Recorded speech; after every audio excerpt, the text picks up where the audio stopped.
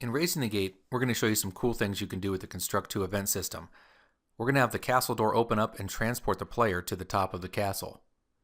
Make sure you have your step-by-step project guide available. We're going to assign some additional behaviors to our alien, the visual representation of the player. We're going to create an instance variable to track whether the castle door is open.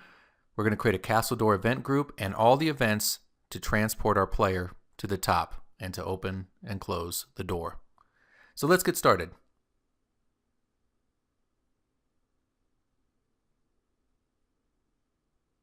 Starting Construct 2, and let's go to the alien. Right-click Behaviors. We're going to add some fade behaviors to the alien. Click Add Fade. Rename the first one. Door Fade Out. We're going to use this for when the alien fades out in front of the door. Let's add another one. Door Fade In.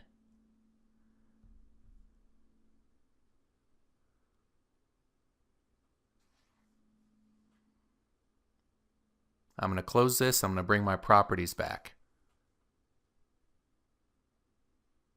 Under the door fade out and door fade in properties, I want to set these up. Active at start, no. I'm going to control these in my code. Fade in time is 0. Wait time is half a second or 0.5.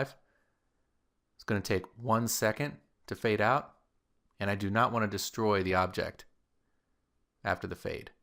Door fade in. This is when we bring our alien back. Active at start, no. Fade in time, 1.5 seconds. We're going to wait half a second. Fade out time is 0 because this is a fade in. And no, we do not want to destroy the alien. Now we need to add an instance variable to our castle door.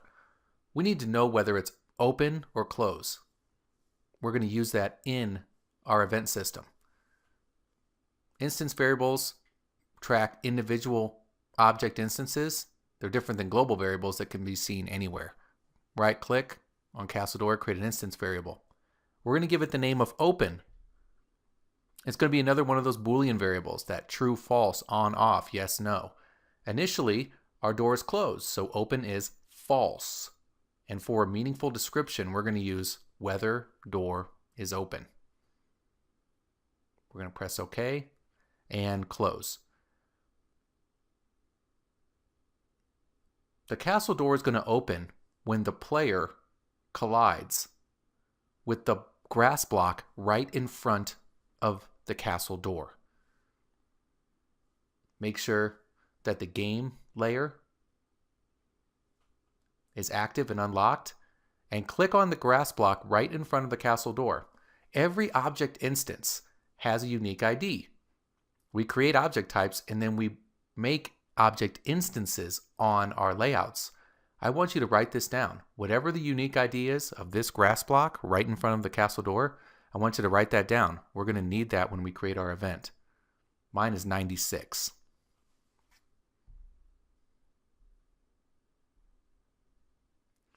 Let's go into our level 1 event sheet. We're going to create some events for our castle door. And we're going to put it in the level 1 event sheet because only our level 1 has the castle door. Create a group called castle door. And for a meaningful description, events and triggers that control interactions with the castle door. And press OK. We want, when the player collides with that grass block, to open the castle door, but only if the castle door is closed. So let's add an event, and we're going to choose our player. Remember, our player is still what our user controls, even though it's hidden. On collision with object, when the player collides with grass, and press Done. Construct 2 allows you to filter which individual objects should satisfy the condition. So let's add another condition. We're going to choose grass, and we're going to specify the unique ID of our grass block. Go down to Miscellaneous, and you'll find a condition called Pick by Unique ID. This is where you want to put in the ID you wrote down earlier. My grass block was ID 96.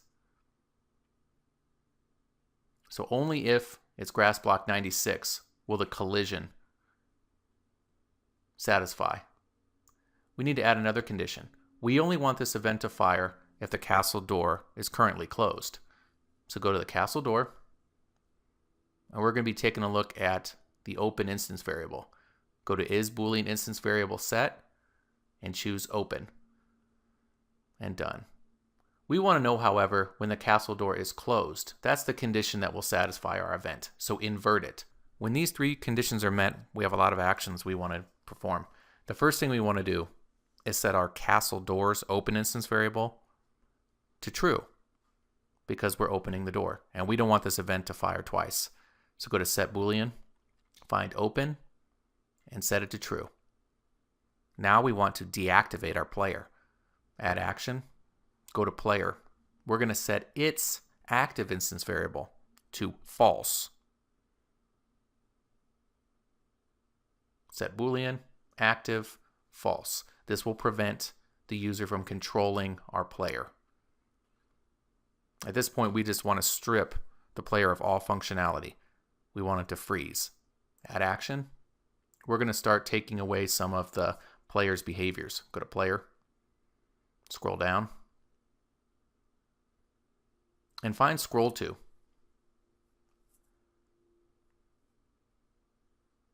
Set enabled. We're going to disable the scroll to. We're also going to disable the platform behavior.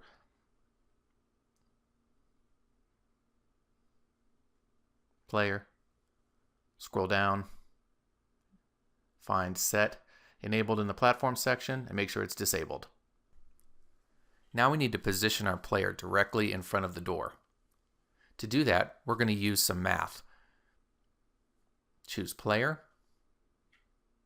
and under size and position, choose set position. We're going to use information about the castle door to position the player. The x coordinate of the castle door is the left edge of the door. So under x, you're going to type castledoor.x, the current x position of the door. Now, to position the player directly in the middle, we need to add half the width of the castle door. So plus, open parentheses, castledoor.width, the width of the castle door, and we're going to divide this by 2. If we add half the width of the castle door to the left edge of the castle door, we get the direct center, the middle of the castle door. The y coordinate of the castle door is going to help us position the player to be right at the ground. Castledoor.y. And done. Let's deal with the alien, the visual presentation of our player. We want to make sure that the default animation, just the alien looking forward, is what we see. So go to Alien, Set Animation, and set it to the default animation, capital D. Now, we need to open the castle door. Go to Castle Door and set the animation to the open animation we created earlier, capital O. And done. Take this entire event block, drag it inside the Castle Door event group, and let's play it.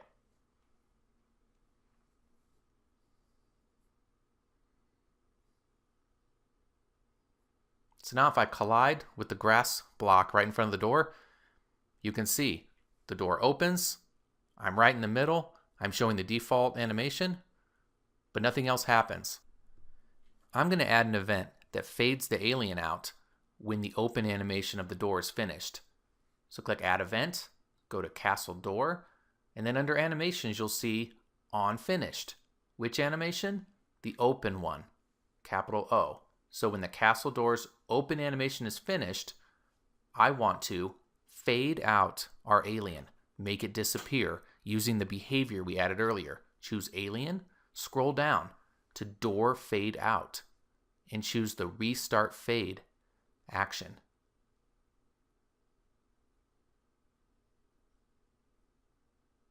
Next, we're going to drag the event block in to its castle door group. Let's test it out. Same thing as before. The castle door opens, but now the alien fades out. Now we're going to add an event that transports the alien. We're going to do that when the alien's fade out is finished. So choose Alien. Go down under Door Fade Out. When On Fade Out is finished, we have some actions we want to perform.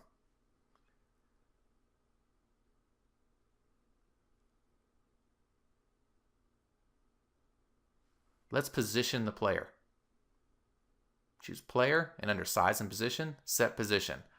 We're going to position it to its current x coordinate, player.x. And then we're going to use y, 0. 0 is the top of the screen. So what are we doing? All we're doing is taking the player and moving it to the top of the screen and almost like dropping it from the air. After setting its position, we're going to fade it back in. So add action, alien, scroll down to door fade in, and restart fade. Then we're going to bring back all of the player's power. Go to player, re-enable the scroll to. You're going to re-enable the platform behavior as well.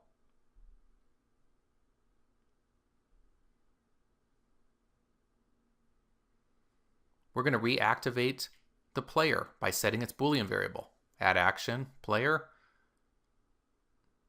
instance variables, set Boolean, active to true, because now we want the user to be able to control the player again. And then we're going to start to close the castle door. Add action, castle door, and set the animation to the close animation we created earlier. Capital C. And drag that in.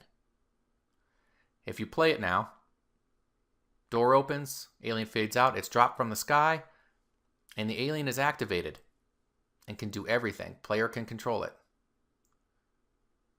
But what happens if I go back to the door? Well, I'm not able to transport again. This is what we need to fix. Let's add an event.